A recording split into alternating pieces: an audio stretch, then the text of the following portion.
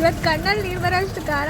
Hi ಎಲ್ರಿಗೂ ನಮಸ್ಕಾರ, welcome to today's mini vlog. ಇವತ್ತು ಕಾಲೇಜಲ್ಲಿ ಫಸ್ಟ್ ಆ್ಯಂಡ್ ಸೆಕೆಂಡ್ ಇಂಟರ್ನಲ್ಗೆ ಆಬ್ಸೆಂಟ್ ಇದ್ದವರಿಗೆ ಥರ್ಡ್ ಇಂಟರ್ನಲ್ ನಡೀತಿತ್ತು. ಆ್ಯಂಡ್ ಆಲ್ಸೋ ಇವತ್ತು ಅಸೈನ್ಮೆಂಟ್ ಕೂಡ ಸಬ್ಮಿಟ್ ಮಾಡಬೇಕಿತ್ತು. ಸ್ಯಾಟರ್ಡೆ ಕಾಲೇಜಿಗೆ ಹೋಗೋಕ್ಕೆ ಯಾವತ್ತಿಗೂ ನಮಗೆ ಇಂಟ್ರೆಸ್ಟೇ ಇರಲ್ಲ, ಬಟ್ ಸ್ಟಿಲ್ ನಾನು ಲಾಸ್ಟ್ ಸ್ಯಾಟರ್ಡೆ ಹೋಗಿದ್ದಕ್ಕೆ ಬಚಾವ್. ಯಾಕೆ ಅಂದರೆ ಲಾಸ್ಟ್ ಸ್ಯಾಟರ್ಡೆ ಯಾರ್ಯಾರು ಬಂದಿರಲಿಲ್ವೋ ಅವರಿಗೆಲ್ಲ ನಮ್ಮ ಸರ್ ಪನಿಷ್ಮೆಂಟ್ ಆಗಿ ಅಸೈನ್ಮೆಂಟನ್ನು ಮತ್ತೊಂದ್ಸಲ ಬರೆಯೋಕೆ ಕೊಟ್ಟಿದ್ದಾರೆ.